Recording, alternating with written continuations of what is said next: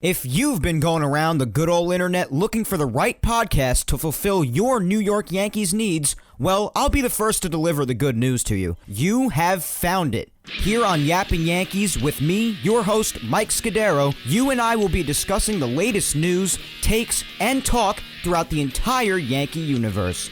Oh, and there may be some ranting on my behalf. Yeah. Anyway, what do you say we get to it? Let's get to yapping! Hello there, my fellow Yankee fans, and welcome to episode 149 of the Yapping Yankees podcast, where we yap about the Yanks and nothing but those Yanks. As always, I am your host, Mike Scudero, here in a new month, August 7th, 2022. Well, I hope you're all having a good day. Hope you had a good week. I'm not in a great mood because, I'm doing things a little different today. Let me explain. I'm actually recording right now in the middle of the Yankee game. I just don't feel like waiting until after it's over because it's probably not going to be over until, at least 5:30, especially because of how slow it's going. This game started in the early to mid 2 o'clock hour, and at the time I'm taping right now, it's only 10 after 4, and it's just the fourth inning in the game. The game's going real slow. So there's a good chance that it goes into the 6 o'clock hour even, maybe even deep into the 6 o'clock hour. I just didn't feel like starting this recording and, waiting until nighttime to start and then not having it out till 1 a.m. So I just don't feel like doing that. So I'm recording in the middle of the game today. And because of how the game's going, I'm not in the best of moods. Now, obviously in the last couple of weeks, especially last week, the title of the episode was Pitching is Needed. As we headed up to the deadline has, of course, passed. We will discuss it at great length today, as you could probably imagine. But the main topic of discussion has been how the Yankees have actually been in a bit of a skid lately. Lately being, at this point, maybe the last month to a month and a half, anywhere in that window of time, in the last month. And things just don't really seem to be getting better at all as they face getting swept in St. Louis today, with Frankie Montas making his Major League debut, being one of the men that they got at the trade deadline, something I was very happy about, especially the little that they gave up, which I do think the Yankees overall, with the exception of the last thing they did, I'll explain later, I think they did have a very good trade deadline overall. I'll explain that when we get to the social media segment later on, because as you can imagine, that's what most of it is about. But they've been in a bit of a skid lately, guys. They've lost, if they go on to lose today's game, at the time I'm recording right at this moment, just after 4 o'clock, they're losing 6-4, and at risk of getting swept by St. Louis on the road in St. Louis. They lose today, they'll have lost 16 of their last 25, and over again, the recurring theme in most games, except for the occasional game here and there like yesterday's, where the offense is just a collection of corpses. Over the last month or month and a half, it cannot be denied that the main problem with the Yankees has been their pitching, which is why we spoke about it at the length that we did last week, which is why last week's episode was titled Pitching is Needed, because it is needed, was needed, and still is. And listen, I understand that the pitching for the first 3 months or so of the season, 3 months plus, was God tier.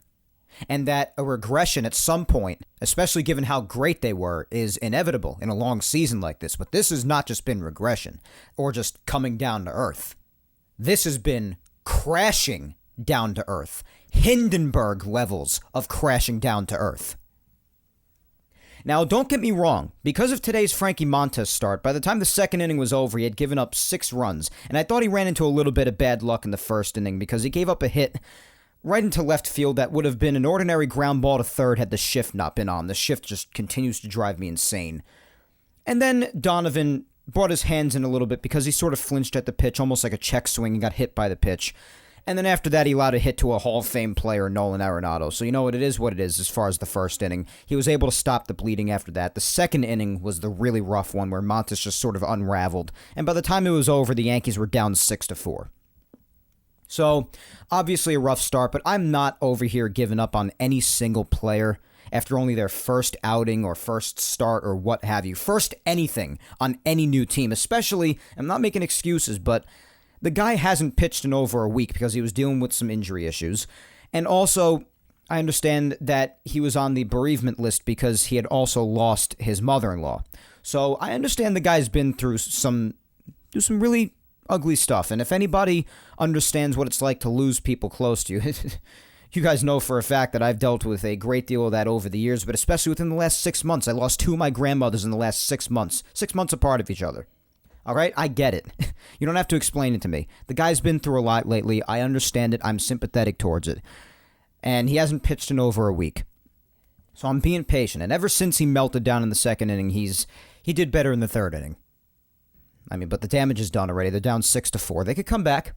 But my point is, I'm not going to get upset with anybody, especially what he's been through recently, over just one start. So it's not Frankie Montas specifically that I'm blown up about. But what I am blown up about is just the pitching overall. What I've been saying for weeks now, the Yankees have a pitching problem.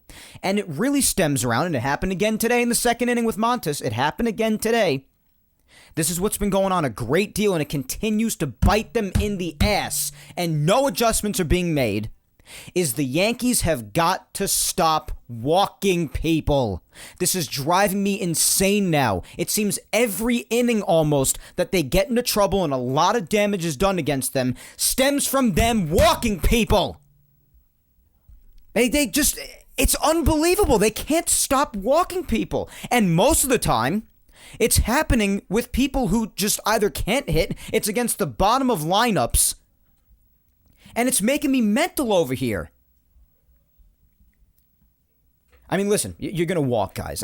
I get it. Walks happen. It's a part of the game. But at the rate that the Yankee pitchers have been doing it at is absurd. And it seems like every time it's done, it bites them in the ass. Every time. It's a big problem. The walks. You've got to stop walking people, especially people who just either can't hit or they're just at the bottom of the lineup. Listen, I get walking people like Paul Goldschmidt or Nolan Arenado. I get it. You want to pitch around people like that. I totally understand. Even somebody, if you're the opposition and you want to pitch around a guy like Judge, as frustrating as it is as a Yankee fan to see that, you understand because Judge is Judge and he's having the season that he's having. But the walks, especially against people who you just can't afford to give out free bases to, it's enough to make anybody mental. And every time it happens, it seems like it just falls apart after that. It just unravels, melts down. And it's frustrating to watch. You will have your days like yesterday where, unfortunately, on a day where the pitching is finally competent, then the offense just goes quiet. It happens.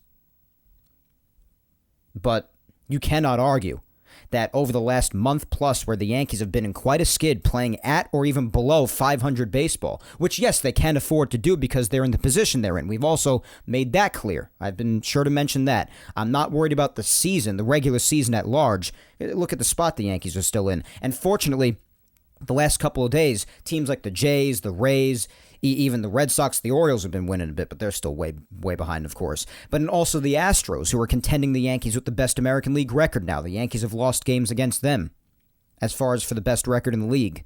Fortunately, teams like that have been losing lately, the last couple of days. So things have stayed where they are, more or less. But it cannot be denied that in the last month plus, it is mainly centered around the pitching being the problem for the Yankees. It's a big issue that they've had. More often than not, it's the pitching. I mean, over the span of the last month, the team is still the best in the league in scoring. So it's not the offense. Even though they will have their days, of course, like all offenses, it is not mainly the offense. It's quite obviously the pitching. And over the last month plus, they have played at or under 500 baseball, which again they could afford to do, but it is worth mentioning. And in their last almost 30 games now, like I said before, they lose today, 16 of the last 25, dropping it. And given the season the Yankees have had, it's strange to watch. I mean, they're at risk of losing 5 in a row if they lose today, which is really unusual because they're even on a 4-game losing streak right now. And that's the first time that that's even happened this year. And now they're at risk of losing 5 in a row. It's the top of the 5th now. I just saw Benintendi hit a leadoff double. Let's try to get him in. Aaron Hicks is up right now, who's another one. I lived up to my word after that big home run against the Astros. I lived up to my word when I said I would not criticize him for at least a month.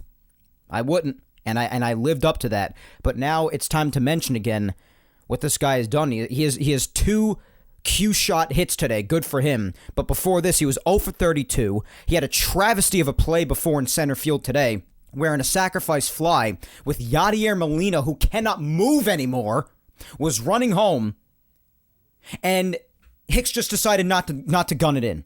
Could have easily nailed him at the plate. He can't move anymore. And I'm not disrespecting Yadier Molina. The guy's a freaking legendary catcher, and I'm a big fan of him personally. But the guy can't run anymore. He cannot run anymore. You've got to throw the ball in. You can't just half-ass that. You can't. Especially if you're Aaron Hicks. You can't afford it.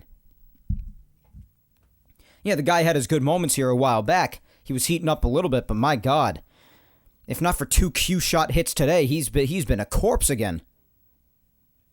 And it just gets frustrating having to watch this guy over and over again. So I'm sorry. It's been a while since I've criticized this guy because I'm a man of my word. But not only has it been over a month now, well over a month, but my criticisms at this point are valid. If you're just looking at it the way he's playing lately. Let's see what he does. 3-0 now. So Wainwright seems to be, he's at how many pitches? Is that 106 or 8? Oh my God. And I saw before that the Cardinals were, they weren't even having anybody up in the bullpen when he was around 100 pitches. That's unbelievable. No, strike to Hicks now. Now, you're going to have to excuse me as I go through this episode because I'm live reacting to the game as it's happening because I just decided to record while the game was going on today because I am just not waiting for this game to end. All right, ball 4 to Hicks. All right, so they got first and second, nobody out now. And Trevino should be coming up to the plate. Wainwright's at 111 pitches, and I know you guys are listening to this later when the game is already long over, but this is going on while I'm talking now, and it looks like Wainwright's finally coming out. So not the best of starts for the veteran pitcher. Wainwright's 40 now. I can't believe that. When I first became a baseball fan in like 2007, the guy was like 25 years old. Now he's 40. Is this what it feels like getting older? Because I hate it. Thank you. I hate it. My God. Sort of a rough outing today, but he fixed himself up the last couple innings, but he had a rough start to the game. He and Montes were both just giving it up at the beginning. So, all right, well, Wainwright's out of the game now. Yankees are going to have to do some damage against the Cardinals bullpen, so they're on commercial break now. So I'll continue more on what I was saying before, but my God, what a week just full of mayhem, guys. I mean, between the trade deadline and the Yankees just losing nearly every game this week. I even had to call last week. When I did the episode last Sunday, I called that prior week just an week because they were like 3-3 that prior week. And now this week they're losing almost all the games as their month-plus skid continues a bit here. And again, not calling for anybody's head because the season is, as far as their regular season position, it's not in jeopardy. They still have a double-digit division lead from the Blue Jays, who are in second place. They still have the best record in the American League no matter what happens today because the Astros lost to the Guardians today. Again, they lost yesterday too, I believe.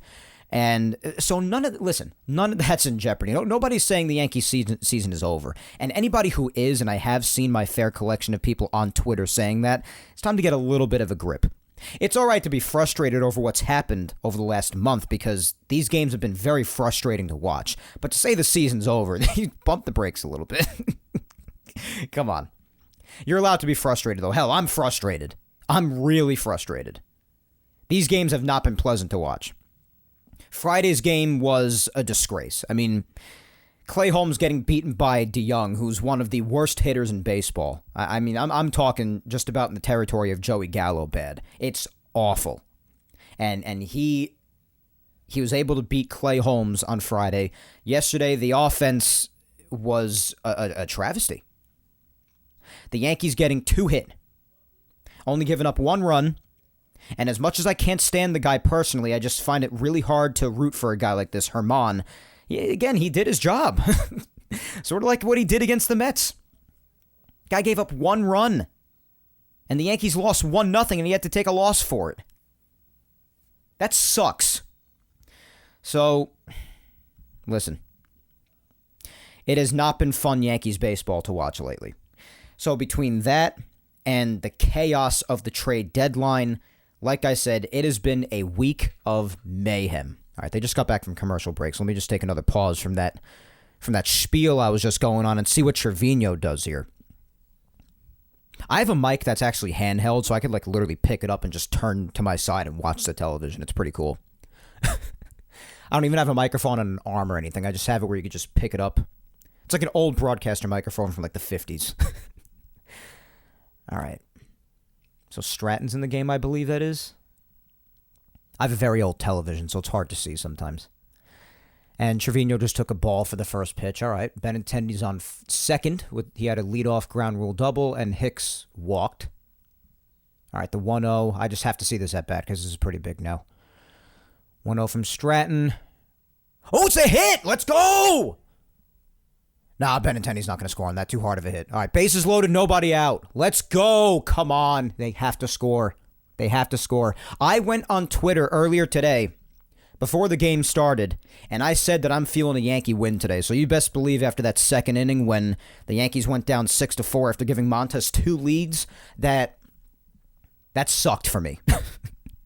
I said on Twitter that I'm feeling a Yankee win today, and you could go on Twitter and take a look if you don't believe me. The tweet is there. I have not deleted it. I own up to my takes. I'm not like other cowards who delete their crap just because it doesn't come true. So you got to take the lead after this inning and hold it. Got to hold it. Now Marwin's up. He's no gift offensively, that's for sure. I took a ball outside. Okay. This probably isn't fun for you guys to listen to because you already know the outcome of this game, but I'm experiencing it in this moment. You got to understand. All right. 1-0 pitch coming from Stratton. Let's see. Ball 2. He does not have the strike zone right now. You can walk in and run. I'm fine with that. And bring up DJ, who has 2 doubles today so far. I'm all good with that. Yeah, they're just showing it now. Gonzalez is 0 for his last 17. But, again, he doesn't get that much playing time, so it's different. As opposed to Hicks, who's in there nearly every single day. Popped it up behind the plate, out of play, thank God. That would have been a lousy out. God almighty. Yeah, this is a big at-bat. That's why I usually don't stop recording the episode right in the middle of it. That's usually not something that I do just to pay attention to an at-bat while the game's going on while I tape. But this is a big at-bat. They're only down by 2 runs, the Yankees, and a base hit could very well tie the game because Benintendi's going to score from third, of course, and Hicks is a pretty good runner, so it'll likely tie the game depending on how hard hit it is, but come on, Marwin. All right, it's 2-1s coming now. 3-1. Ball outside. Let's go. I'm standing up for this. I'm standing up. I could literally carry the microphone with me. This is freaking awesome. This is a very rare moment on Yapping Yankees. I have not really had many instances where I just stop my discussion just to watch a moment going on in the game while I tape. All right, 3-1. Come on. Come on, Marwin. Oh, he swung at ball 4 and fouled it off. Oh, my God. Oh, my God. Don't help him out. Come on. Don't help him out. He swung at ball 4, and he knows it. Damn it. Come on, DJ and Judge up next. Don't screw this up. I mean, it's crazy. You know, the Yankees refusing to take a walk here. Gonzalez spoiling ball 4. The Yankee pitchers walk the ballpark. You guys can take walks too, you know.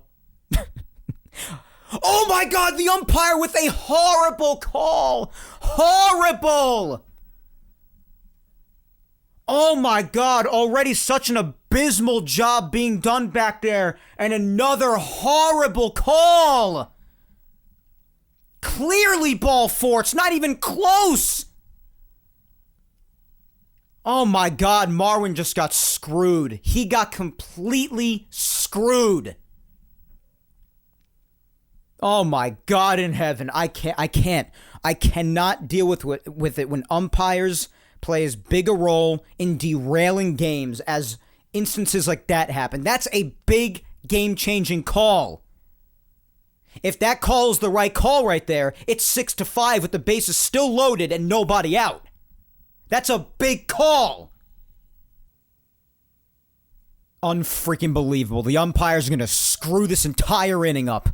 I mean, even if the Yankees do end up scoring and coming through here at some point, you're going to look back at that crucial, horrendous strike 3 call and ask, oh, what could have been if the bases were loaded there with nobody out and another run came in? What could have happened after that, and what more damage could have even been done after that? Good Lord. I just can't. I can't with these umpires. I just can't do it. Now DJ's down 0-2 already, and after the first pitch was a bad call as well. A fastball outside called a strike. Come on. I'm sitting back down. You guys get to hear live reactions in the midst of a big inning for the Yankees, a potentially big inning. They could, of course, get out of it without scoring anything. And DJ whiffs. Unbelievable. I mean, the guy has 2 doubles today, so it's tough to get mad at him, but oh my God. Now it's bases loaded and 2 outs. Come on, Judge. You just can't do this. You can't get out of this inning without scoring a run. You can't. I mean, I know the umpire is majorly to blame right now, but this is freaking terrible. This umpire is just screwing the pooch today. I mean, it's unbelievable the job that he's doing back there. Just horrendous. Horrendous. I'm over 20 minutes in here. I'll get back to the episode, of course, after this at-bat with Judge. I just can't. What a horrible job by the umpire behind the plate today. Horrible. Judge just took ball 1 low. Big 2-run single earlier in the game. An absolute missile up the middle earlier. 1-0 coming to Judge. Outside 2-0. All right, so pitching around him a little bit. Carpenter's on deck. That's always good. I'm putting the volume up. Okay. Hear the broadcast in the background a little bit. Why not? I don't really care. Clearly just having fun today. As much fun as I can have amidst recent gameplay. 2-0. Whoa. Hard hit to center. Is it over his head? Come on. Yes! Let's go! 2-run double for... Oh, my God. Let's go, people. 6-6. Aaron Judge comes through again. 4 RBIs on the day. Volume's up. Let's go. Hope I don't get copyrighted. I'm just doing it because I'm excited, Yanks. All right, I turned the volume back down. Judge just tied the game. So my Yankees will win today prediction is not totally out of the question anymore. Judge just came through. I'm still pissed off at the umpire for completely screwing over Marwin Gonzalez earlier on that horrible strike 3 call. Just horrendous, nightmarish call. But Aaron Judge makes it okay by at least tying the game. That also takes a potential loss out of Montes' decision. Carpenter's up now, so it's 1-0. I just have to watch this now, too. It's a big moment in the game, guys, so I'm sorry for, freezing the episode over this. You guys can skip ahead if you want. Try to find where in the episode, at the time that you're listening, that I actually get back to discussion pertaining to the episode itself. But for now, this is a big moment in the game, so I'm just watching right now. It's 4:30 right now. It's still only the 5th inning. Yeah, see, this is why another horrible strike call. Another horrible strike call! On Matt Carpenter this time. If you guys see where this is on game day on the MLB app, these pitches being called strikes, it is a travesty. Oh, Boone's going nuts! Boone's going off! Let's go! You have to. I'm putting the volume back up. You have to go nuts eventually. This guy is horrible at his job. Put this guy on the unemployment line!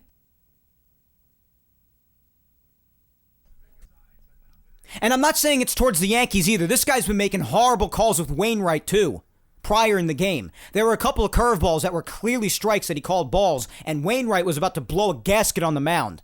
And now Aaron Boone has had enough. He's had it. He just went off. I think he was ejected. Because I looked away from the television, and the next thing I knew, he was already out there screaming at the ump. So I imagine, with the way that he was yelling just now, that he was ejected already. Yep, he was. Michael K. just said he's turning the lineup card over to Mendoza, so he is out of the game. I can't blame Boone. I cannot blame him. This guy's been doing a horrible freaking job all day long. Horrible job.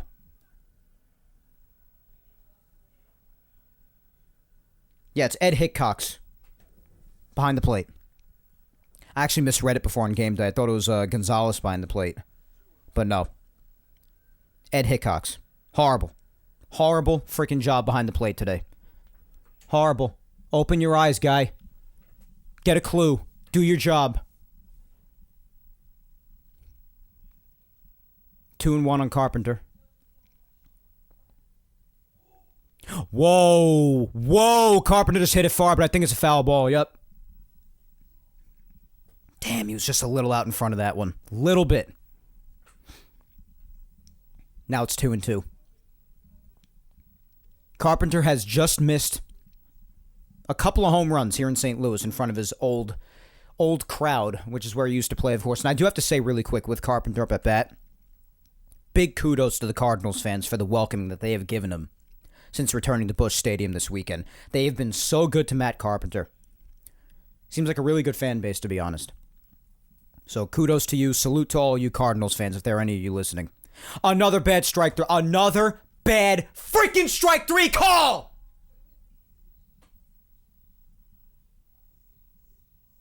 These are not strikes! They're just not strikes! You're getting a look into what it's like to watch a game with me live. I really do blow a gasket, especially in moments like this. The umpire completely screwed that inning up. The Yankees could have had much more than 2 runs there and should have. If he allowed Marwin Gonzalez to walk, and if he didn't just screw Carpenter just now. This guy just got ripped a new one by Aaron Boone and proceeds to still make a garbage call. Unemployment line. It is said by me so often when it pertains to home plate umpires, and just umpires in general. I'm a big anti-umpire guy because they've made it as such. That's not my problem. They've just proven to be completely and utterly incompetent at every turn. But this guy just completely screwed that inning. Completely. I'm glad the Yankees tied it up. God bless Aaron Judge. That umpire just completely screwed it all up. Ed Hicks, unemployed! If anybody was held accountable in the Umpires Association, which of course nobody is. Unfreaking believable. The umpires are going to screw this entire inning up. I mean, even if the Yankees do end up scoring and coming through here at some point, you're going to look back at that crucial, horrendous strike 3 call and ask, oh, what could have been if the bases were loaded there with nobody out and another run came in? What could have happened after that, and what more damage could have even been done after that? Well, that's probably it for all the live reacting. Well, the game is still on, so I'll probably react a bit more as time goes along. But it's time to get back to the episode because we're almost a half an hour in here, and I haven't even really hit on a bunch of my points yet. But why don't we discuss the deadline a little bit? While the game's tied, it's whatever. Right now, coming into the game, I have to imagine. Let's see who's on the mound for the Yankees right now. They haven't even shown it yet. Hold on. Oh, yeah, well, Abreu's probably going to continue from last inning. Montes went 3 innings, that's right. I barely even watched the 4th inning because the 4th inning was going on, as you know, when I just started the episode. So yeah, Montes pitched 3, and Abreu is still on the mound, yes. So, but yeah, like I said before, it still holds true. The Yankees tying the game, if they would have gone on to lose that game, or this game rather, if they would have gone on to lose, then Montes would have taken the loss. But them tying the game at 6 takes the decision away from Montes, so he's just going to get a no decision at this point instead of a potential loss. So that's good for him. The offense bailed him out, and they gave him a lead, right away in the 1st inning. They gave him a lead again after he allowed a tie game, and now they've bailed him out a 3rd time, even after he's been taken out already. So they're having Montes' back today. I'm sure he appreciates that. And again, not too frustrated with him. It's 1 start, certainly nowhere near giving up on the guy. I don't give up on anybody when they just start out, which is why I have also had to fight back against a few irrational Benintendi haters because he happened to go 1 for 22 there for a while. Because he's been on the team for all of a week to a week and a half. You just can't give up on a guy that quickly, guys. You just can't. You can't do that. Now it's pouring in St. Louis. Oh my God. It's pouring, and the sun is still out there in some parts of the stadium. That's pretty funny. So got a little bit of a sun shower going on in St. Louis right now. It is pouring. It's pouring. You could see it even during the regular camera view when it's zoomed out. It is torrentially pouring right now. There was some rain passing through New York, too. The Mets game got a little bit delayed. But my God, in St. Louis right now, it's raining very hard over there. Wow.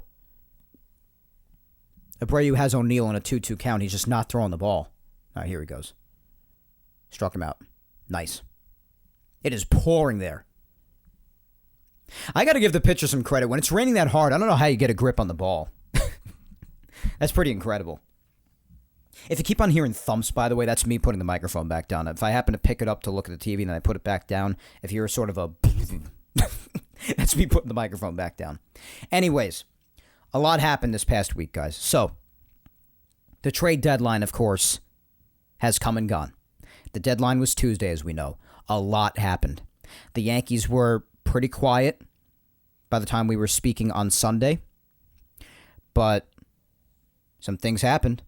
You best believe it. We were talking about that all that had happened at the deadline leading up to last Sunday was the Benintendi trade, which we've been over. The Yankees were still seeking some pitching help. Definitely starting pitching. Could have the bullpen have some reinforcements, and they did address both, which I'm very happy about. Even more happy, considering what they had to give up. Or what they didn't have to give up, you could also word it as. On Monday, in the very beginning of the day, the Yankees traded for Scott Effross of the Cubs. Very good sidearm right-handed pitcher. 28-year-old young arm in his rookie season. He had a 2.66 ERA when he came over here. And now in his first couple of outings with the Yankees, he is not allowed to run. Done a fine job so far. Pitched in a big moment the other night in St. Louis. Did a nice job. And I think it's always good to have a submarine/sidearm thrower out in the bullpen. It's a nice option to be able to go to. Always an appealing option. He has 5 years of team control left. And that 5 years of team control is definitely why it costed what it did. But I'm still okay with it. Because it did cost them Hayden Wesneski, who we've mentioned his name before. I've dropped his name on Yapping Yankees many times as one of the top prospects for the Yankees. Not top 5, but he's in the top 10. He was number 7 at the time he got traded. So I understand it costing him. It was just a one player for one player sort of a thing. But you want to know something? Both guys got what they needed. The Yankees needed bullpen help. The Cubs could use a good pitching prospect, which Hayden Wesneski is. A lot of big things expected from him. But the 5 years of team control, for people wondering why it costed a top 7 prospect, is because that's why. 5 years of team control left on anybody, especially if they're good like Effross. That's going to cost you a bit. It's a big quality to have. So I understand it costing Wesneski. I think it could have costed worse, so I'm okay with it. And plus, if you didn't trade Wesneski, you could have lost him in the Rule 5 draft anyway. So you want to know something? I was perfectly content with this trade. Effross so far looks good. He's a fine young arm. Of course, he's probably going to have his rough days like every human being does. But I understand the cost of it. I think both clubs got what they needed. I think it's a solid move. Now, of course, I should put this disclaimer out there when it comes to any trade. So it's definitely a relevant statement when it comes to the trade deadline, and I'll probably end up reiterating it later when we talk about the trade deadline at greater length in the social media segment at the end of the episode. But it's important to say that when a trade first happens, it's impossible to say whether or not it truly is a great trade. Because, of course, it's entirely based on the results of said trade. What happens with the players? What happens with the players that you give away ultimately on the team that you traded with? What happens with them? So it's very much a hindsight thing when it comes to trades. So it's tough to tell. All you could do is judge based on what has happened so far with each of the players and make a judgment on whether or not it's a good trade as of right now. So just know that when I discuss trades, and I've said this before, but just for those of you who have not heard me say this, I am understanding with how trades work and judging them upon them happening. But it is sort of a hindsight thing. So just know that when I judge trades, I'm judging them based on how they are now, based on the value that they have now. I don't know what's going to happen later. None of us know what happens later. A lot of people like to pretend they know what happens later, but those people are full of crap. So I'm not going to sit here and pretend like, oh, yeah, this is going to work out great. Nobody knows. There have been some players that a lot of teams throughout history have acquired, a ton, that people expect to be fantastic, that end up being a disaster. So, oh no, looks like the Yankees are giving the lead back. Oh no. And they're losing again. Mother of God, Albert Abreu. I have people tell me that this guy is a good arm to have out in the bullpen. I'm sorry, I just don't see the appeal. I know his ERA is good because he has had his good outings of late, but this guy just has a tendency to just cough it up. That's a fastball right down the plate. And again, don't tell me that's DeYoung that got that hit. Don't tell me that's DeYoung that got that hit. Do not tell me that is the second huge hit that he has gotten. It is him. I don't even know what to say anymore. I really don't. Game's still not over. It's just a one-run game, but I'm just unbelievably frustrated. This is why the pitching is to blame. This has been the problem for the vast majority of the games. The offense, I know they have their off days, but the offense on any team is going to have their off days. The main problem has been pitching. It's not up for debate, people. They can't hold leads. Even the other night when they scored 3 runs on Friday against the Cardinals. They're showing a slow replay for some reason with that hit by DeYoung. What happened? Are they arguing there might have been a ground rule double? Oh, yeah, it is a ground rule double. It hit the railing. Unless it only counts when it goes into the stands, but if the railing is a part of it being a ground rule double, then that was a ground rule double. They shouldn't have scored a run on that. It should be second and third. What the hell, man? What the hell?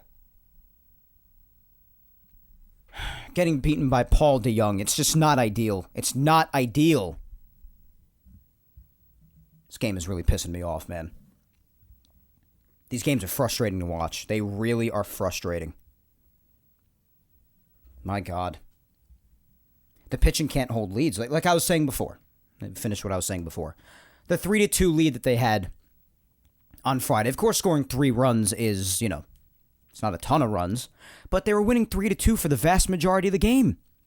They had taken the lead early and held that lead, and then the pitching just blows it. And I know people, they should have scored more than 3 runs. Well, listen, not every single game can the offense score 8 freaking runs. Some games are going to be low scoring. Some games, especially in times that people love to mention, like the playoffs, not a lot of high scoring goes on. So pitching needs to be able to hold leads, even if it's a small one. That's a part of the game too, guys, holding the lead. This pitching, for the better part of the last month, not only has it been for the vast majority just bad in general, but they can't hold leads or ties. They can't. And again, just now, a big 2-run game-time double by Judge just before. You heard me reacting to it live right here on the show. And then what does Abreu do? Goes right out there, gives it right back to Paul DeFreaking-Young. I mean, come on, man. You gotta be better than that. Now Loaisiga's in the game. That's my freaking boy. He's been better of late. I spoke about last week how Chapman's even been a bit better lately, despite how much I can't stand him, but he's been better. That's just the facts, and so is Loaisiga. So hopefully Loaisiga can get us out of this inning. There's only one out. Yadier Molina's at the plate. Just drill him with sinkers low and in. He's going to hit it on the ground. It's an easy out. Preferably on the left side of the field so DeYoung can't move up to third. That'd be ideal. Swing and a miss. All right, he's already showing good stuff. But this is why I keep on saying, even when discussing the deadline, the Yankees needed, and quite frankly still do need pitching. Even though I'll give it to them, they did address it. They did. And they would continue getting pitching on top of what they did with Efros on Monday, because later in the day, only a couple hours later, I think, it's tough to really keep track of exactly when these things happen because I was at work on Monday. But the Yankees also did get the man that I mentioned just before, Frankie Montas. And not only did they get him, they got another arm for the bullpen in Lou Trevino, who has had some solid seasons in the last few years, struggling a bit in this year. The couple of outings that he's been out there for the Yankees, he's looked very good. But a solid arm to add to that pen. You know, relievers have their years where they're good and they're bad. It fluctuates. It happens with a lot of relievers. But maybe Trevino just needed to change the scenery. And he's looked good so far. So I'm fine with that. I loved the Yankees getting Montas. The reason that they had to get him was because, of course, Luis Castillo couldn't get traded for by the Yankees, even though he was definitely the number one target, and reports constantly said as much. But they couldn't get him because of the cost. The Mariners ended up getting him, and they had to see him again on Wednesday in the final game of that series, which was not a pleasant game. Not thanks to Castillo mostly, thanks to Garrett Cole just completely choking in the first inning. But nonetheless, they could not get Luis Castillo, and I kind of understand why, because I know a lot of people hate prospect hugging. I don't consider the statement that I'm about to say to be prospect hugging, but they got a number 1, 3, 5, and 14, I believe, from Seattle, did the Reds, for Luis Castillo, and that's a lot. Let me try to translate that for you. That's like the Yankees giving up Volpe, Dominguez, and or Peraza even possibly, and a number 5 and a 14. So 3 top 5s and a number 14 would have costed Castillo. That's a lot. The only time that, again, like I said this last week too, I believe, and Loizaga just gave him another freaking hit. Let's see if Hicks actually tries to throw this in. He actually does. And he's out! He's out! Why didn't you do that before with Yadier Molina? That's a good freaking throw home for Hicks, but I don't understand why he didn't do that earlier. Very nice throw home. That's actually very close. I don't know. Are they going to review that? Let's see. Oh, he might be safe. He might be safe. They're probably going to challenge it. I have to imagine they're going to challenge. Yeah. Hicks is still out there, so they're probably challenging. Yep. Oh, boy. This is going to be overturned, isn't it? Oh, my God. Their luck. Let's see. I won't get negative right away. Let's see what happens. It's a really close play, though, at the plate. It was really close. I just don't know if Trevino got the tag down in time, if DeYoung just slipped his foot in there. God. He might be safe. His left foot looked like it could have been on the plate. I don't know. They might overturn this. I'm keeping the volume off. I'll be able to tell the call just by looking, but God. These last few games, I tell you, really draining to watch. Yeah, he's safe. I just saw that replay again just now. I'm convinced he got in there. His left foot looked like it touched the plate before Trevino got the tag down. Yeah, I'm just waiting for him to call him safe at this point, to be honest. That looked safe. Yeah, he's safe. Son of a crap. Oh, God. It's really frustrating, man. It was a good throw home by Hicks. I'll give him that. It was a good throw. Damn it. Damn it, man. Back to being 2 runs down, giving it right back up. That run is, of course, charged to Abreu. So 2 runs for Albert Abreu. I don't know what Loizaga was doing leaving that pitch there. It was a horrible pitch. 2-strike count, I believe it was, too. It was horrible. The fastball right down the heart of the plate. Yeah, it was an 0-2 count. It was a changeup, actually. 91, 92 miles an hour. Right down the heart of the plate. And Edman just drilled it up the middle. So, anyways, back to what I was talking about before. It's really hard for me to stay on course with reacting to this game right now. But they would have had to give up a number 1, number 3, number 5, and 14. Something around that for Luis Castillo. And the only one, like I said last week, that I would even consider, even letting the thought of Volpe, letting him go, creeping into my head, is for a Juan Soto. And Juan Soto was a pipe dream to me before, was a pipe dream to me after they got Benintendi, even more so, because they had made their outfield move, and I was right. They were in on him. I'm not arguing that. But I knew Juan Soto wouldn't come here. He ended up going to the Padres. But yeah, so they would have had to give up a lot for Castillo. So I kind of understand, even though it sucks to not get him, obviously, the immediate emotion that comes to mind when you don't get Luis Castillo, and it was the case for me and everybody else before it was revealed who the Mariners had to give up, was frustration, because we all wanted him. But then the trade market definitely pivoted, as far as the pitching market's concerned, obviously, just pivoted right to Montes. That's what happened right away. That much is obvious. And the Yankees ended up getting him. And what they had to give up for Montes was not nearly what they would have had to give up with Luis Castillo. The Yankees did have to part ways with Waldichuk, Bowman, Medina, and Sears. Now, J.P. Sears is a tough one to let go because, of course, in his multi-inning appearances / starts, whenever he was put in for the Yankees this year, he's shown a lot of promise. Really good stuff. And Waldichuk was their number 5.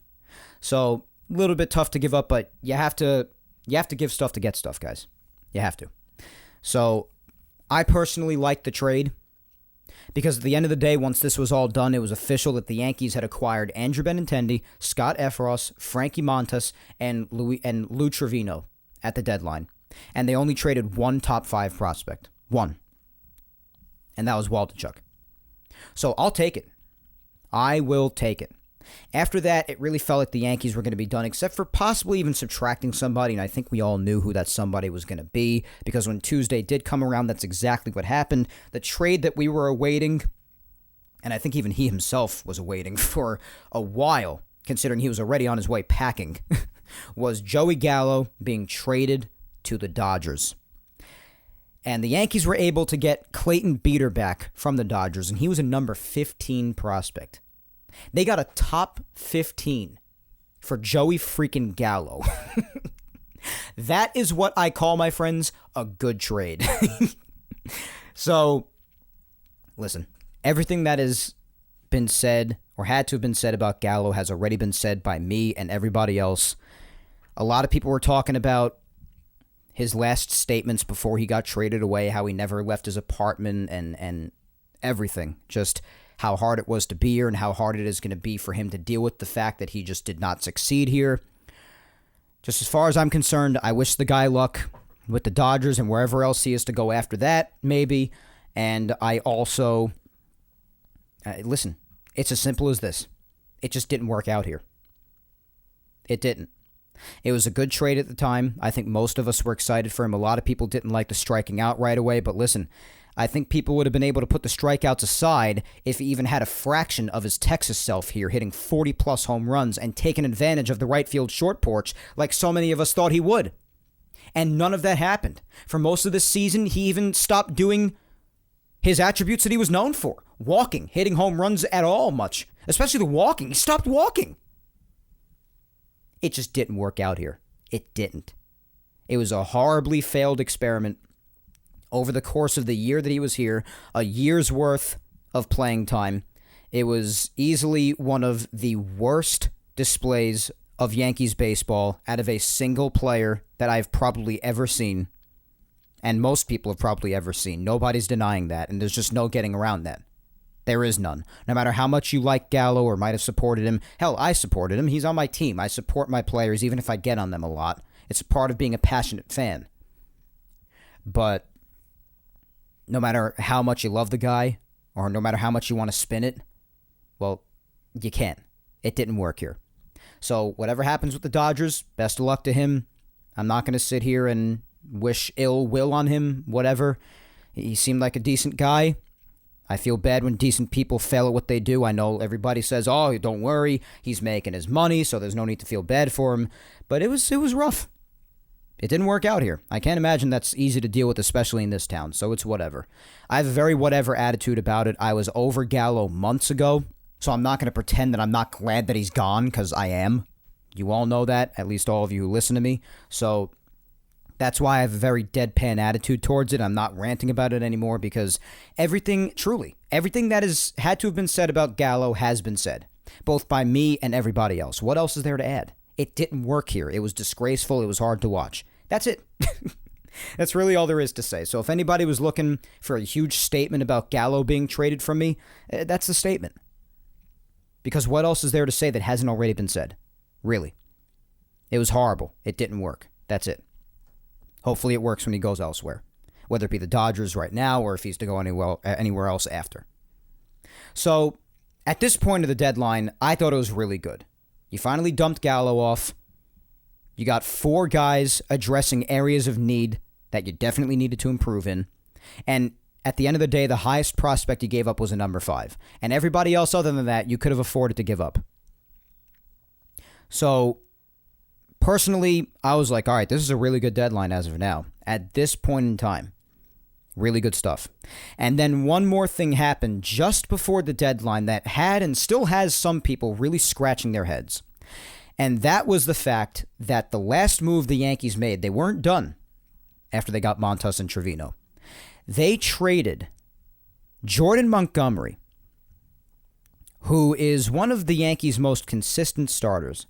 And I know he had, the last couple of starts he had with the Yankees were rough ones. I'm aware of that. But Jordan Montgomery, it's just the fact of the matter. And if you even want to include his start last night in which he very predictably shut the Yankees down, because, I mean, what else would happen? If you want to include last night's start for the Cardinals, Jordan Montgomery, after his 5 shutout innings yesterday, that was his 18th out of 22 starts this year that he has allowed 3 or less runs. Okay?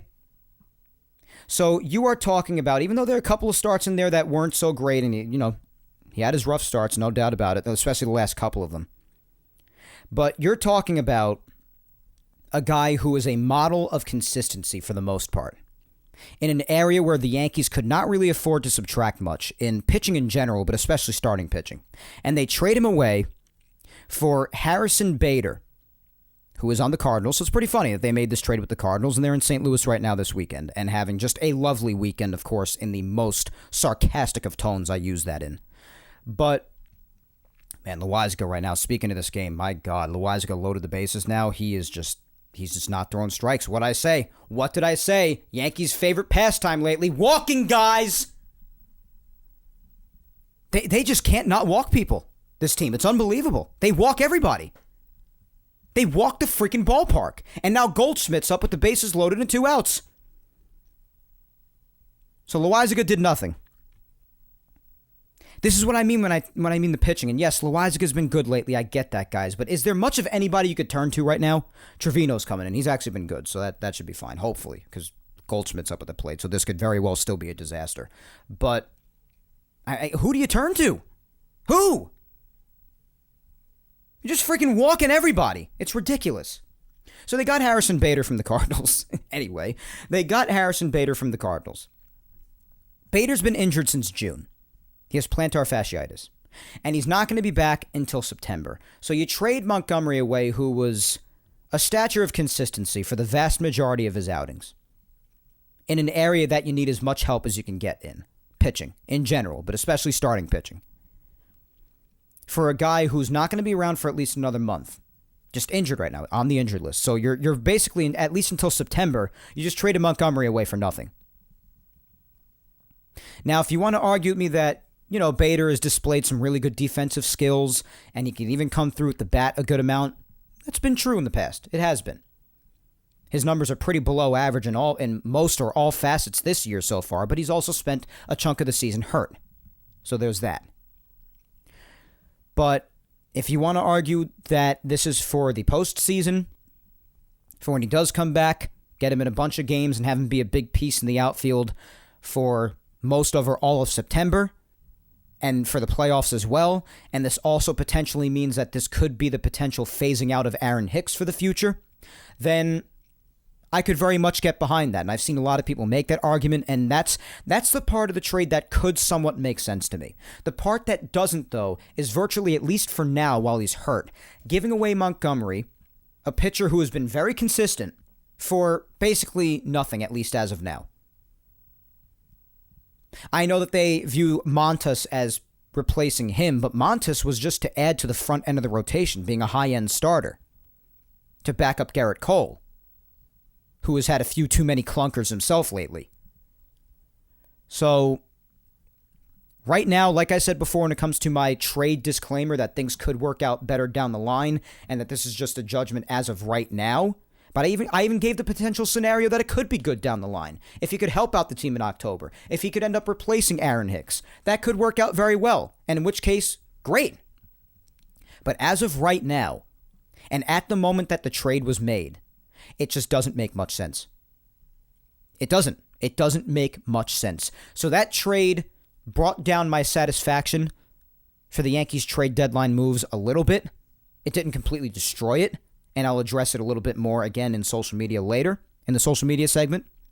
But that's the trade deadline. So they got Benintendi, Trevino, Montas, Efros, and then later they got Harrison Bader just before the end of the trade deadline. By the way, those Montgomery stats, about 18 of the last 22 after yesterday's start, having given up 3 runs or fewer, that came from the Twitter account Yankee Slut. I'm sorry for the language, but that is just the Twitter handle for that account, so I don't know what you want me to tell you. But you should follow the account because they give out pretty good stats, and that was one that I definitely wanted to give out for today amidst talking about Montgomery being traded. And then, again, because why not, him shutting down the Yankees last night as a Cardinal just after he was traded there. Because it is a relevant argument for the trade that just went down. You need help with pitching, starting pitching as well, and you give away one of your more consistent starters? It's a question that can be asked and should be asked. Why was it done? Little bit weird. Little bit weird. And it could work out well down the line if Bader ends up being a big piece. Not saying it definitely won't be. But it's pretty freaking weird, guys. So, Trevino has Paul Goldschmidt on a 3-2 count. This is a game-deciding moment right here. Because even if he walks and they go back up 3 runs, that's a big freaking deal. And Trevino just threw a beautiful 3-1 slider for a strike, by the way. It was a beautiful pitch. I just stepped off. So that was the Yankees trade deadline, guys. And more or less my takes on them. I'll reiterate them just a little bit later on for the social media segment and get your guys' thoughts on it. But a foul ball. All right. But that's basically what happened with the week of mayhem with the trade deadline. Now, as far as what happened with other organizations, just a few other big moves to run by you for the trade deadline that you probably already heard of. But the Brewers, which is really weird amidst a season full of success, got rid of Hader.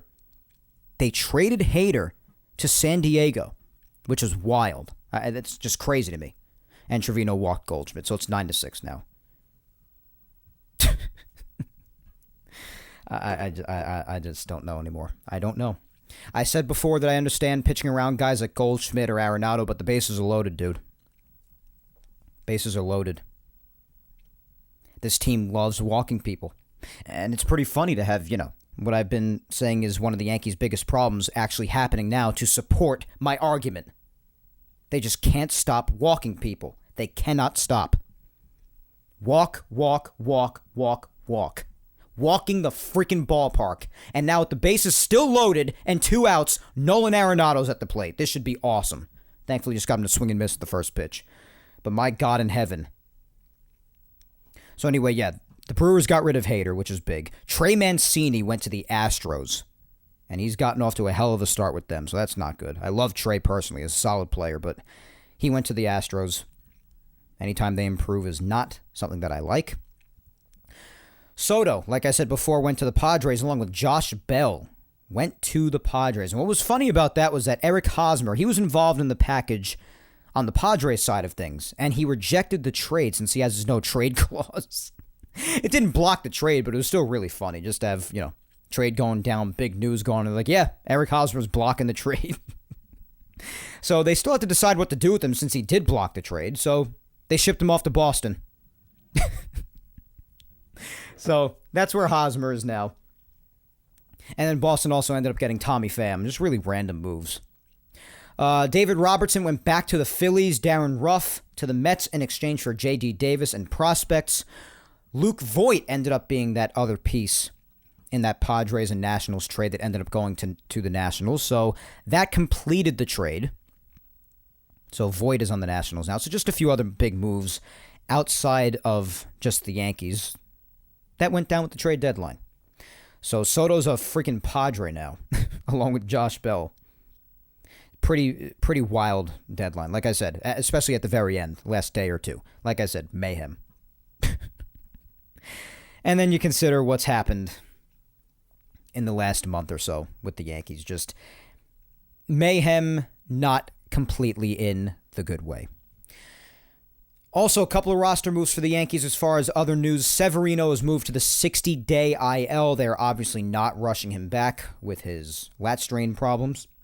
And he won't be eligible now to return until mid-September. So that begs the question now, what are they going to do with him when he does return? Are they going to give him 3 or 4 starts and have him ready to start games for the playoffs? Or are they just going to have to use him as a bullpen piece, possibly? Like they did at the end of last year. I don't really know. Begs the question. But it sounds like that they're expecting him to be a starter again, which I'm pretty shaky on relying on a guy who just, by that time, will have missed a couple of months. And you're only giving him a handful of starts before the playoffs, and then you're relying on him to start a playoff game? I don't know. That's a little iffy to me. I love Sevy, and when he's on, it's electric. But naturally and validly, it's a little uncomfortable. I don't know about that. They also moved Miguel Castro to the 60-day IL as well, which freed up roster spots.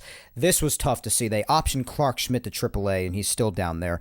And they signed Carlos Espinal, a right-handed pitcher, a minor league right-handed pitcher, to a major league contract and selected him to the roster, and then sent him down the next day. Just, roster crap, you know the deal.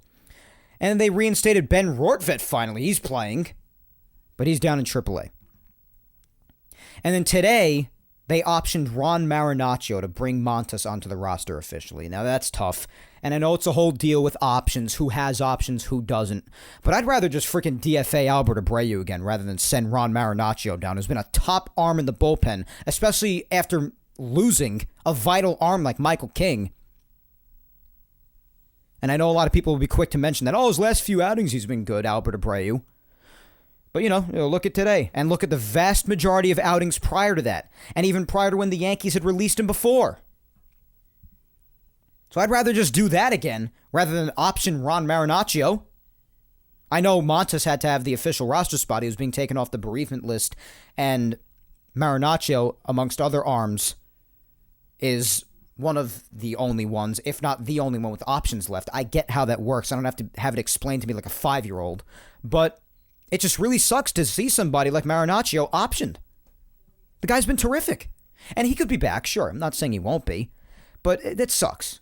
It sucks, especially in a time where the pitching needs a lot of help. Especially on a day like today. 9 freaking runs again. So that's that as far as Yankees news, guys. Just a lot between reacting to today's game and discussing Yankees news. We're already over an hour in here, and we still have 2 other segments to get to. So why don't I recap this past week really quick? It really shouldn't be long because this past week has just sucked. I'll breeze right through it. The only game that was good to watch was the first game against the Mariners. The rest of these games have just been painful to experience. So I'll just bolt right through these. Let's hop in that Yapping Yankees time machine and recap this past week. Let's go.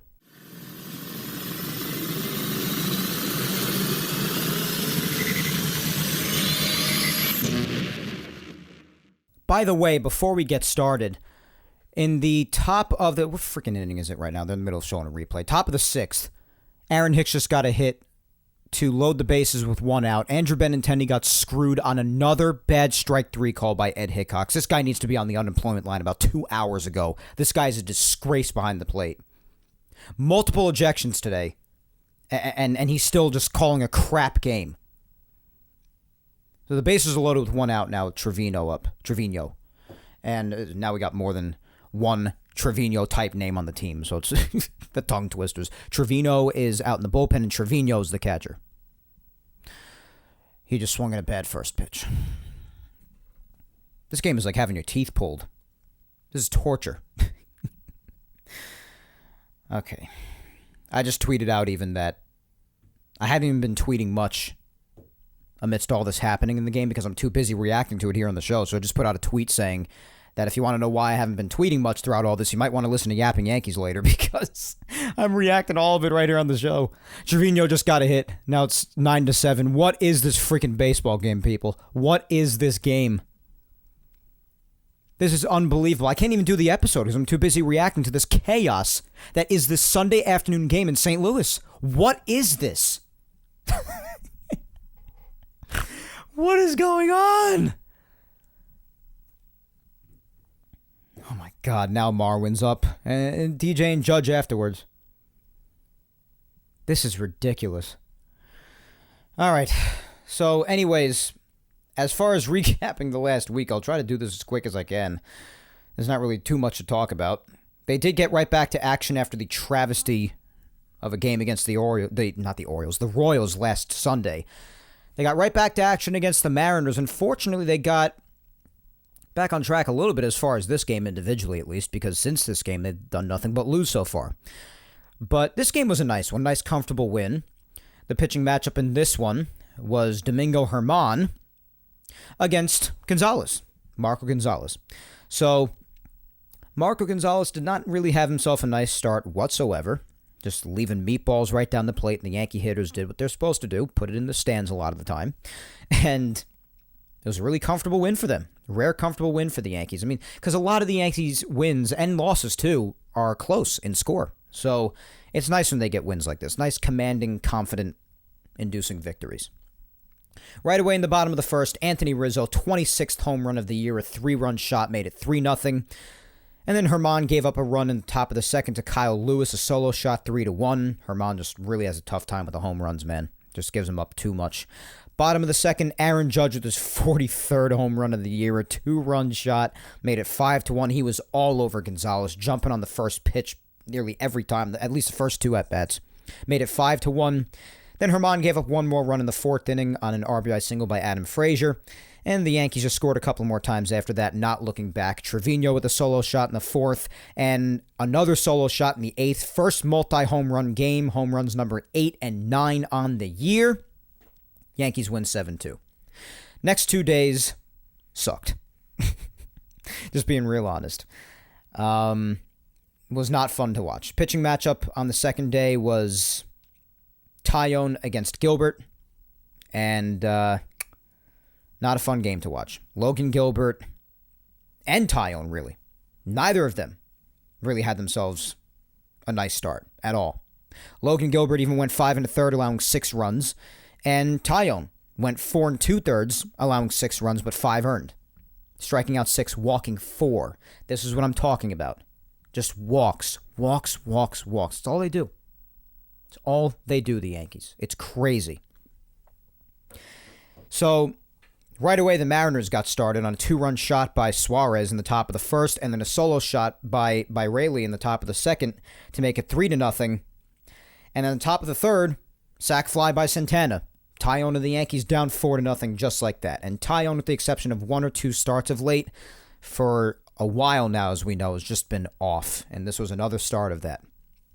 And the Yankees tried to creep back in a little bit, but it wouldn't lead to anything ultimately as far as a win is concerned. Bottom of the 4th, Donaldson with a rare moment of coming through again. I've been getting on Donaldson hard again lately. The last week he's done a couple things, but you'll have to excuse me if my patience with him is a bit low, considering the better part of the last 3 months or so he has been absolutely dreadful to watch. And just watching someone regress at the rate that he has, making the money that he is, you'll have to excuse me if my patience is a little low and I don't give too much credit for maybe less than a week of good things happening. You'll have to excuse me. I mean, give me a break over here. I support my players, but I get on them when I have to. You know? That's just the name of the game. So Donaldson had an RBI double, and then Trevino with another home run, a 2-run shot, his 10th of the year. So it's 4-3 at this point. It's close. But then, giving it right back, Carlos Santana, 2-run double, made it 6-3. And Benintendi was able to get Santana out at third on the throw. So, nice job by Benintendi there. Good defender as always. Bottom of the 6th, they crept back in again and actually tied it because Anthony Rizzo on his 27th home run of the year, a solo shot, and then Donaldson with a rare 2-run shot. Feels like his first home run in an eternity. Tied the game at 6. But then after that, it could not be held down again. Like I said, pitchers just not being able to hold leads and or ties. Because between Lucas Litke and Albert Abreu, again, Yankees allowed it to be 8-6. Solo shot by Haggerty. RBI single by Adam Frazier. 8-6 Mariners, that's how they'd win. Wednesday, Luis Castillo, the brand new Mariner from the Reds, making another start at the stadium against the Yankees. The Yankees only saw him about a month ago, so very recent, having to see him again. And maybe they would have had a decent shot off him, considering Castillo wasn't completely sharp, not as sharp as he was the prior start in Yankee Stadium. They couldn't touch him the last time. This time, at least, he did go 6 2/3, but did give up 3 runs. Did still strike out 8 guys, but even walked 3 guys. And so he wasn't completely sharp, still had a fine start. It was a quality start. But wasn't as sharp as the first time they saw him. But the problem with this game was Garrett Cole put the Yankees in an unbelievable hole. Nice rhyme there. Before they even had a chance to have a single plate appearance. And it's frustrating because Garrett Cole, I mean, listen, he's had his good stretches this year, but he has also had, especially recently, too many starts where he just completely collapses. And it all usually happens in 1 inning. It's really bizarre. All it takes is 1 inning and he completely falls apart. This time, unfortunately, it was in the first inning right away, before the Yankees even had a chance to bat. So the game was over before he'd even had an opportunity to start. And it's frustrating to watch, man. And listen, I like Garrett Cole as much as the next guy, but I mean, it's been frustrating to watch him lately. I mean, he's had he's had quite a few bit too many clunkers like this. I'm willing to take one here and there. He's a human being. Every human being is going to have not the best of starts every now and again. But it's been happening a bit too much of late. It even happened against the Royals the week prior in that 1 inning. Granted, it was helped along by a bad defensive play by Kiner Falefa. But, I mean, it's happened a bit too much. He just allows 1 inning in these games that he has meltdowns in most of the time to just get way out of hand. And he's got to find a way to stop the bleeding. You can't be, especially as the ace, you can't be taking your team out of the game like that before they even have a chance to get to the plate. You can't be doing that. So he's got to figure out how to limit the damage a little bit and stop these 1 inning collapses. It's getting a little bit old. So, like I said, right away, top of the first, and this was all before he got even a single out, mind you. An out! Suarez again, 3-run shot, 3-0. Carlos Santana, solo shot, 4-0. Jared Kelenic, who can't hit, 2-run shot to make it 6-0 before getting an out. So the Yankees were out of the game already. It was over. And they scored 3 runs, but what are you going to do? Down 6-0 in the first inning against Luis Castillo. Even though they got 3 runs off the guy, what do you expect to happen? Facing Luis Castillo, down 6-0 in the first inning. And Kiner Falefa got an RBI single, whatever. Kyle Higashioka got a 2-run homer, nice. But Jesse Winker even added on another run at the top of the 7th, make it 7-1 at the time. Higgy hit his 2-run homer, then made it 7-3, and that was the final. The game was over before it even started. So it really sucked. Really, really sucked. And Thursday, they had the day off. And Friday, they went to St. Louis, of course. I already mainly touched on this game. Nestor Cortez started the game, and it really is unfortunate what had to happen with them blowing the game late, because not only did the game being blown, especially who was blown against, Paul de freaking Young, of all people, I mean, it also took a win away from Nestor. 5 1/3, 2 runs, 4 strikeouts. He did walk 4 guys. He only gave up 1 hit. So, not the best of starts ever, but it was an okay start. And he deserved a win for it, if only the bullpen could hold a lead. And the Yankees did get started right away. Josh Donaldson hit an RBI double. And then Yadier Molina did tie the game shortly after that in the bottom of the second on an RBI single. And Josh Donaldson put them ahead again, so I'll give Donaldson this. He had a good Friday night. He did. So it's 2-1. And then Glaber in the top of the 5th on an RBI single of his own made it 3-1. And for the most part, what a brutal weekend Glaber Torres has had. In a lot of at-bats, just looking like he's just plain out not seeing the baseball. The kind of pitches he's been swinging at, he's had a pretty decent day today. But, I mean, my God. Especially yesterday on Saturday. He looked like he couldn't see the ball at all. Just not seeing the baseball. Frustrating. Really. But he did put them up 3-1 at this point. And in the bottom of the sixth, this is when he was taken out of the game, Nestor. Tyler O'Neill hit an RBI single to make it 3-2. And the Yankees were able to keep it at that a couple innings. But then they brought in Clay Holmes again, similar to what they did with the Mets. They brought him in for the better part of the lineup.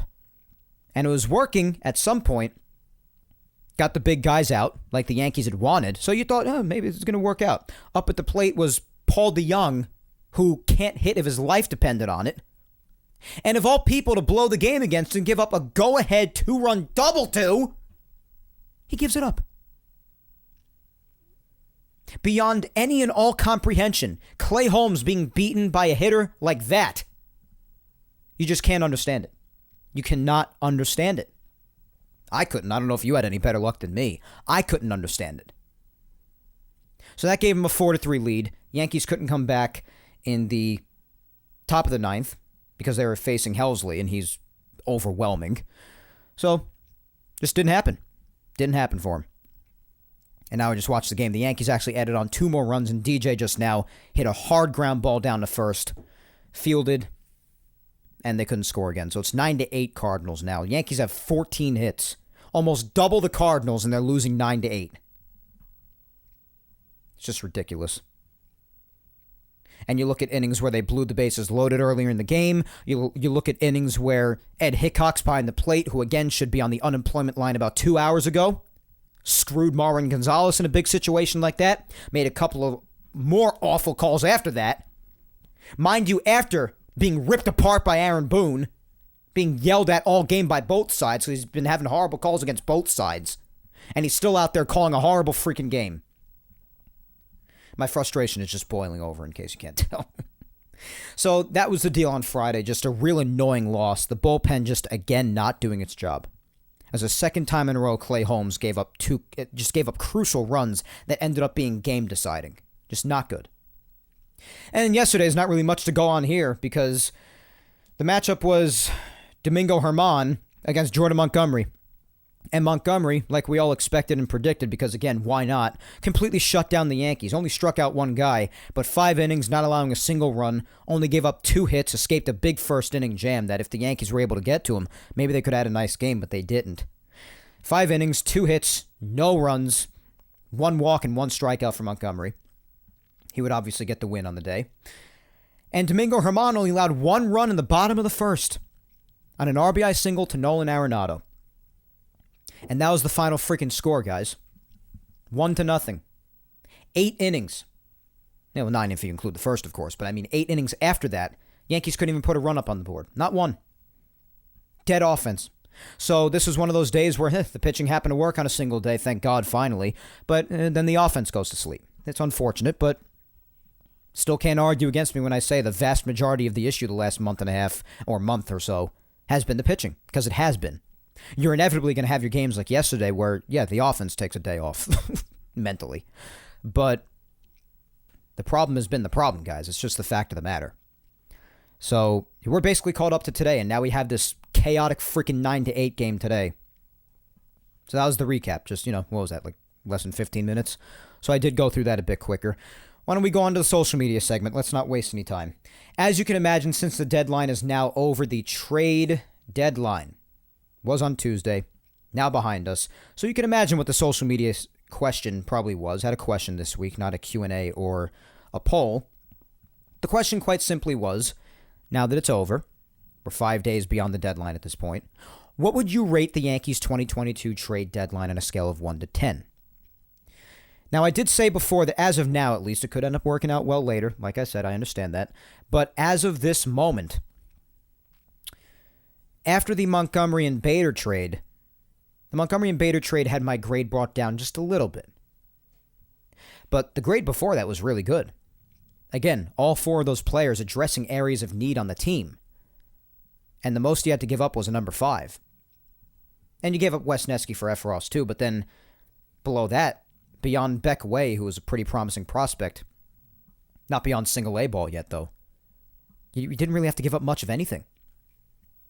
and you got to hold on to Oswald Peraza, everybody in the top 4. That's the main priority. Most of that, or all of it nearly, would have been cleaned out if you had to get Castillo with what his final price ended up being in a trade.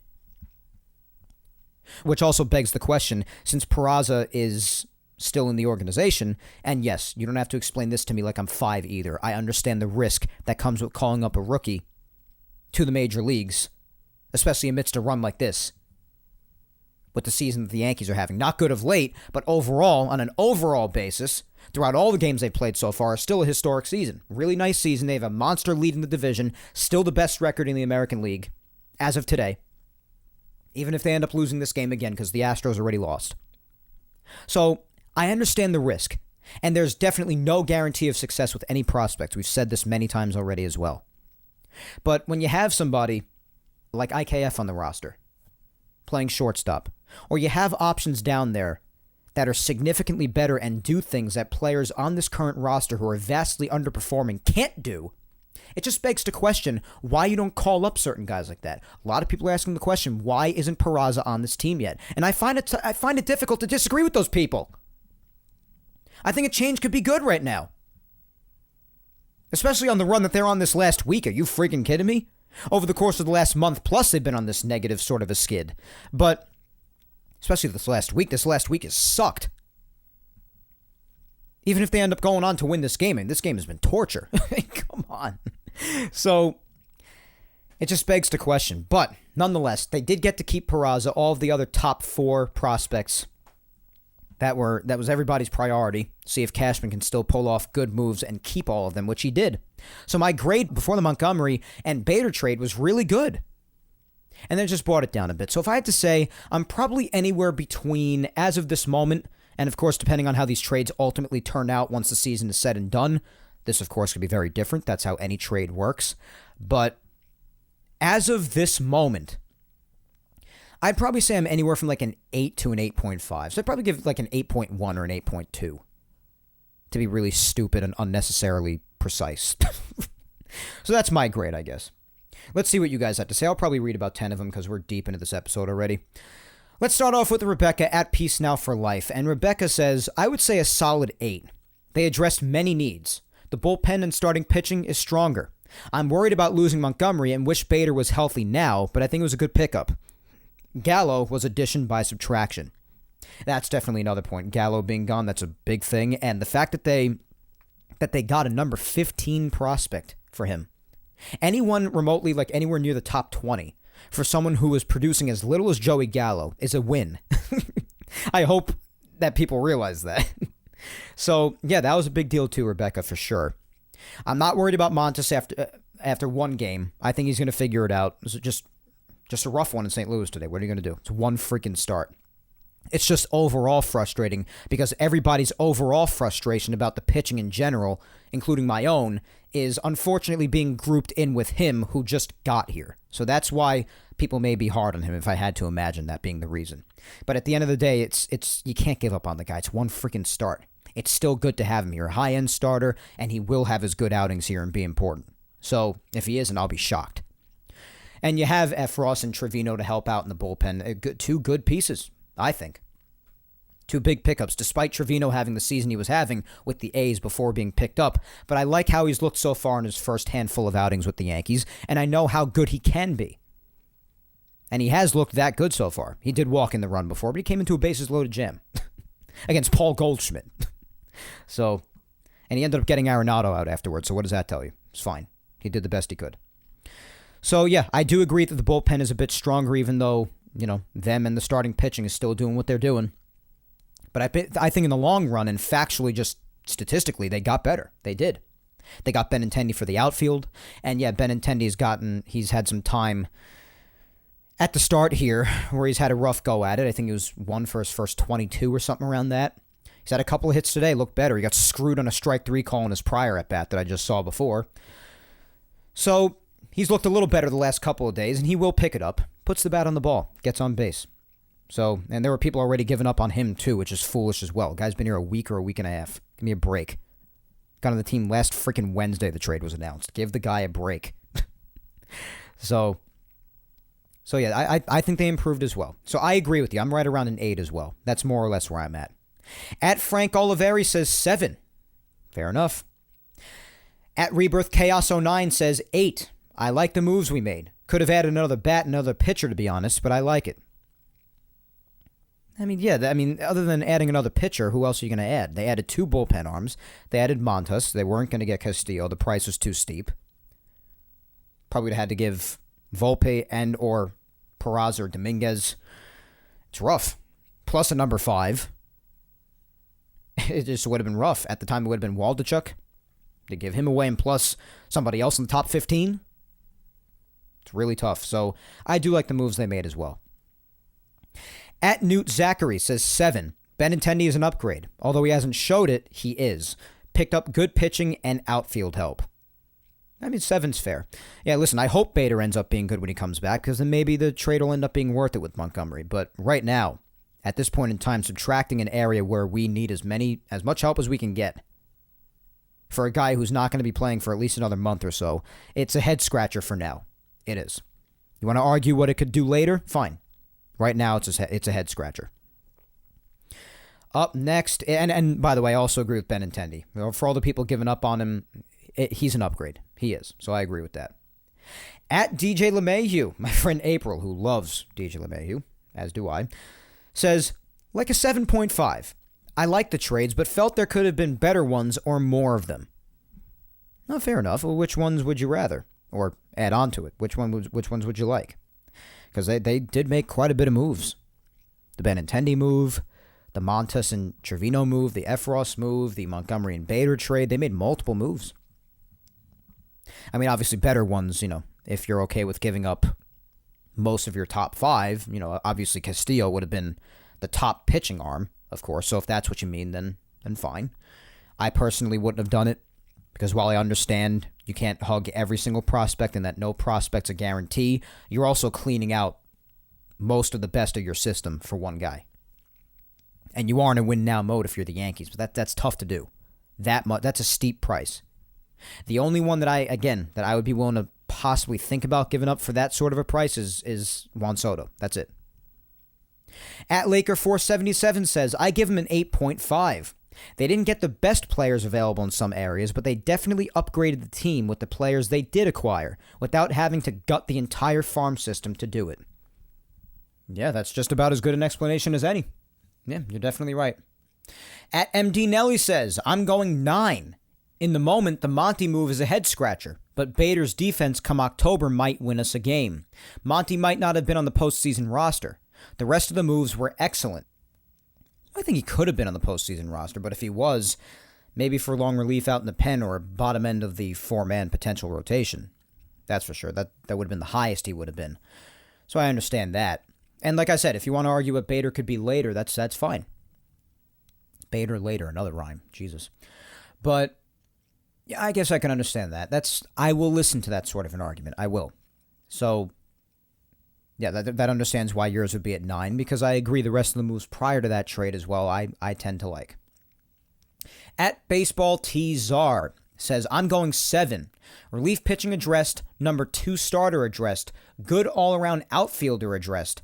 Minuses are depleted minor league pitching depth. Losing Monty the way he was used is not an issue. Poor guy was on a short leash before the game started, and it affected him. Well, that still doesn't change how consistent he was. I mean, yeah, he didn't necessarily go deep into the game a lot of the time, but like I said, that stat that I gave away before, after yesterday's start, 18 of the last 22 starts, he's had 3 runs or fewer. That's pretty valuable, guys. Especially on a team that is vastly struggling with their pitching right now. So, that's what I have to say about that. But everything else you said, I agree with. At AlPoppy25 says 5. That's pretty low. So, sort of mid, I guess. I don't know. I like the moves before the Montgomery and Bader trade. And like I said, the Montgomery and Bader trade could end up working out in favor in the future. So, at Zalman888 says 8. So, a lot of 8s. Giving it an 8, okay? Listen, I said around an 8, so I agree with that. At Laura_Iceman says 9. The only criticism I have is trading Montgomery in that trade. Other than that, the Yankees addressed what was necessary. Yeah, I tend to agree. Next is at musician DMD, and he says 8. Overall, the team improved. They addressed their weaknesses, reinforced the pitching, didn't lose their top prospects. In 1996, the Yankees got Cecil Fielder. In 2000, the Yankees got David Justice. Those were pivotal moves. Overall, the 2022 trades don't feel pivotal. So while I think they addressed areas of need, I don't feel that these are season-changing moves. They're good moves, even jettisoning Jordan Montgomery. But I don't feel invincible, which is how you want to feel after the trade deadline. The X factor to these moves, most importantly Montas, is how will these players handle New York? And that's always the question, no matter what. But yeah, that's of course how you want to feel after the deadline. But like you said, even if they're not amazing, huge moves of the past, like David Justice, for instance, they're addressing areas of need, and I do agree with you there. And you gave an 8, which is more or less where I'm lying. At Mountain Gal 456 says 6. I didn't like the Monty move. I like the Benny move, but he still has to prove himself in New York. Bader has good numbers, but haven't seen him play in New York yet either. Gallo needed to be moved. Well, Benintendi needs time, of course. He just got here a week and a half ago. Bader's numbers are at average or below average for the year, but he has spent a chunk of the year injured. But he could prove to be a big presence here. He's a Gold Glove winner in the outfield, in center field. So we'll see what happens with him when he does get back, but it's going to be at least another month, give or take. And of course, Gallo, yes, did need to be moved. No doubt about that. Next, we have at Sober Ghost saying, should have gotten Castillo. Volpe hasn't proven he can play with the big boys. Moving Monty was not ideal either. I give it a 5.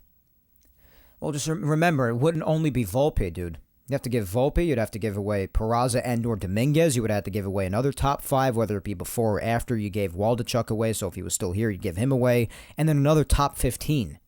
Are you good with gutting the system like that for Castillo? And Castillo's great. No argument. Really good pitcher. But Montas is really good too. And they didn't have to give away a fraction as much as they would have had to with Castillo. So if you're okay with all of that, then whatever. At Paulie Bowes says 6. All right, a couple of numbers below me. Let's just do a couple more here. At Sean Moen says 6. I like the relief pitcher ads. Frankie Montas' shoulder's a bit of a concern, and Bader's in a walking boot.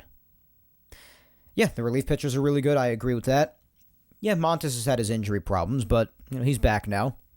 Hopefully he figures it out after today. And yeah, Bader being injured right now, not a big fan of that either, as you know. So there's some agreeable points there. At Laura L61 says 7. All right. At Michael 4926377 says 8. I thought it was good overall, just stuck on the Montgomery trade. Not just the fact that he was traded, but what seems like an uneven trade. Solid lefty with a 3.70 ERA. For Bader, a light-hitting elite center fielder and Gold Glover who's not playing right now. He relies on defense and speed, but he's injured in a boot right now. Yeah, you're not wrong. He is hurt right now. I mean, we'll see how he is when he gets back. Plantar fasciitis is nothing to play with. But yeah, Montgomery was a solid 4. And even if he didn't have the best of starts and he didn't necessarily go really deep into games a lot of the time, still 18 of 22 starts, allowing 3 runs or fewer. It's not bad at all. That's consistency. And it's tough to give that away for a guy who's hurt for another month at least. It just is. All right, let's just do a couple more. I'll finish with my usual final 2. First up, my girlfriend at Vic Salimo, and she says a solid 8. Trading Gallo was an unfortunate event, but it had to happen. That alone added benefit to our team, addition by subtraction. The other additions were good, but I think there were some flaws, such as trading Monty for Bader, someone who's hurt right now. I would have kept him for starting pitching consistency. Yeah, that's fair. Even if you weren't a big Montgomery guy, that stat that I gave before about 18 of the last 22 starts, 3 runs or fewer, that is undeniable. That's consistency. So it's tough to give that away in an area where you kind of need help in. And you could afford to still have something stable there. And Montgomery was stable. He had his clunkers like anybody else. The last 2 starts weren't good at all. But prior to that, for the most part, he was solid, very consistent. So I agree with everything there, Vic. Of course, the Gallo trade had to happen, and even Gallo was getting packed already. Everybody knew it was coming. It had to happen. And of course, like I said, I like the relief pitcher additions as well. I like the Montes addition. I like the Benintendi addition. And the fact that they didn't have to give up all that much, just one top 5 prospect, number 5, with all those names. So I'll take that. Alrighty, last but certainly not least, as always, is my mom, Julia Gina Scudero. And my mom says, at the time of retaining these new players, I felt confident. Trying to be patient, but Montes, of course, did not have a good game today. Benintendi's doing okay of late, but not good enough since he's gotten here. Our pitching overall is just the worst right now. What the hell is happening to this pitching? And that's the same question we're all asking. Seems like the loss of Michael King just gets worse and worse. Anyway, to return to the question, I believe they made some decent moves for the trade deadline. So as of this moment, I'll give it maybe a 7. As far as Aaron Hicks, please bench him. Yeah, the one redeeming thing that people are mentioning about the Bader trade is hopefully that when he comes back, he could just be a Hicks replacement more often than not. And yeah, I'd be on board for that too, Mom. I definitely hear you there. As far as Montes, yeah, of course he didn't have a good outing today, but it's just one start. Yeah, be patient with him.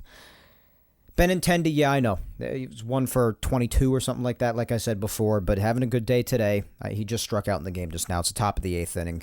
So it looks like the Yankees are going to lose unless they complete a comeback this inning or next inning in the 9th. Otherwise, they will get swept today. Pitching just a travesty again. Umpiring behind the plate, an even bigger travesty in crucial moments for both sides. And what else did you say here? Yeah, but overall, yeah, listen, the loss of Michael King, that cannot be overstated. We said it at the time that it happened, and we've said it since. It's a big, big loss for sure. You're absolutely right. And especially on days where the pitching just continues to struggle like today, you see it even more. And it sucks when you look out at the pen on a day like today, even after Marinaccio was optioned, and guys like him and Clark Schmidt are down in AAA right now. It sucks. It really sucks. Regardless of the explanation about optioning and which players have one and which ones don't and what you'd have to do if you'd have to DFA somebody if they don't have any options left. Regardless of that explanation, it just sucks that Marinaccio and Schmidt are not on the Major League roster as crucial bullpen arms right now. It just sucks. Not to mention that when it comes to the lineup, even though, for the vast majority they've done a better job than the pitching the last month, no doubt about that, you also miss guys like Rizzo and Stanton. So on the subject of this team overall right now, and thank you for the reply, Mom, and thank the rest of you for the replies on social media. You guys know I love you guys so much for participating each and every week. You guys are the absolute best. But yeah, basically final thoughts on the team overall right now, bouncing off of what my mom said, and just thinking of the team in general. Just it's really tough to watch them right now. These games are frustrating. Definitely no doubt as far as the regular season. I mean, it's fine. They're fine with the division lead.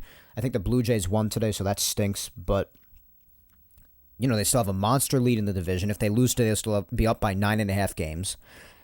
So the division's still comfortable. The Astros lost, so they'll still have the best record in the American League after today, whether or not they lose this game.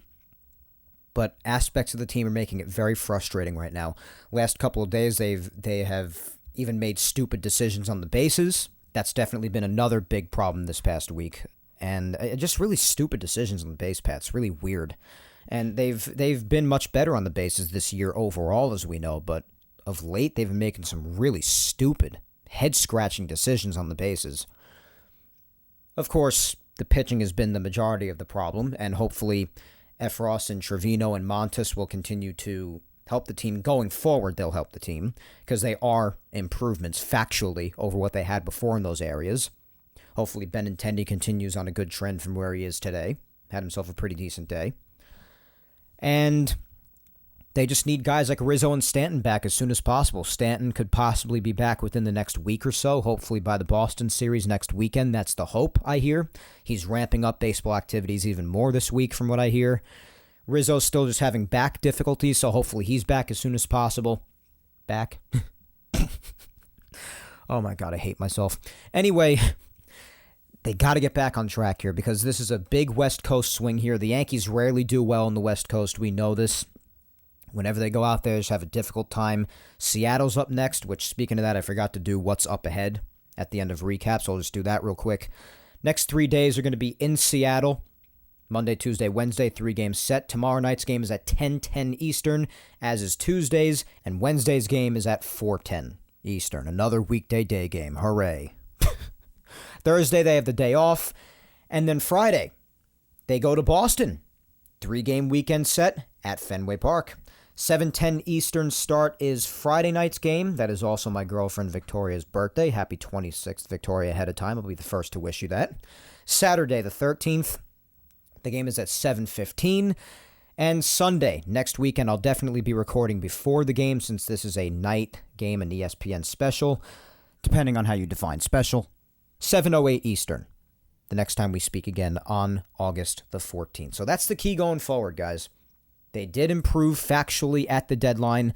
Those improvements should kick in shortly. Hopefully Benintendi continues on a better trend like he has been the last couple of days. Montas, Efros, Trevino, as far as pitching is concerned, both bullpen and starting rotation. Hopefully Trevino and Efros continue their good pitching and Montas gets on track and shows how much of an improvement he is towards the top end of the rotation. And they get Rizzo and Stanton back as soon as possible. And then you go at it. Get back on track. But my God, what an appropriate episode title for today, huh? Between the mayhem of this episode, just the nature of this episode, how long the episode is, over an hour and 40 minutes now. I think this is the longest Yapping Yankees episode ever. They just continue to get longer because who can shut me up? Nobody. And just the mayhem of the trade deadline this past week and the mayhem of the Yankee fan base as the Yankees are just, they look like they're about to lose their 5th in a row. Hopefully by the time I finish recording here, they mount a comeback in the 9th inning because they just got out of the 8th inning. It's still 9-8, and they get back on track. Got to face Seattle again up next, and then Boston after. So we'll see what happens this coming week, but got to get back on track. Let's end this skid that's been happening for the better part of the last month and a half. Got to get back on track here. Not that the regular season is in danger. I'm not concerned about that. But no good to be losing at this time of the year this much on this sort of a West Coast swing. And it's certainly not any sort of a mindset that any fan is interested in having right away to start the second half and also right after the trade deadline when improvements were made. So let's get back on track, Yanks. Enough is enough. These games have been very frustrating to watch. It's okay to be frustrated. I think it's a little too much to be calling for the end of the season. And I see plenty of that on Twitter. I get that the last few years, people are tired of seeing the Yankees come up short. Trust me, I hear you. But they are still where they are positioning-wise in the American League overall, in the American League East. But these games are certainly frustrating. I hear you, and I want them to get back on the winning track just as much as you do, and hopefully that happens sooner rather than later because this last week has sucked. But with that being said, that is all for episode 149 of Yapping Yankees today, my friends. I think it's safe to say that I have said all that I have to for today. Remember to follow me on all socials, guys, if you do not already. Facebook fan page, Mike Scudero NY. Twitter, at Mike Scudero. And Instagram, Mike Scuds97. Subscribe to Yapping Yankees on all 4 platforms it's available on: YouTube, Apple, Spotify, and SoundCloud. If you want to catch up on any episodes you might have missed, then you can, because episodes 34 all the way up to 149 today are available on YouTube, and all Yapping Yankees episodes, including today's going all the way back to episode 1, are available on Apple, Spotify, and SoundCloud. Once again, thank you all 3,000 so much for listening to me yap today. As always, I am Mike Scudero, your host, and I will talk to you next Sunday, August 14th, when I come at you with the big 150, another milestone for Yapping Yankees, episode 150. But until then, you know the deal, guys. Hang in there, be patient, stay safe, look out for your loved ones. Yankees, get back on track. These games have freaking sucked lately, and although, of course, a slump is inevitable for any team in this long season, it's time to get back to some winning. So hopefully they manage to mount a comeback in the ninth inning right now. You guys will know whether they do or don't by the time you're listening to this, but I don't, so hopefully they do. If they don't, then get it together against Seattle and Boston this next week, and hopefully we could be a bit more positive come next Sunday the 14th. Have a good week, my friends. It's been a fun one. Take care.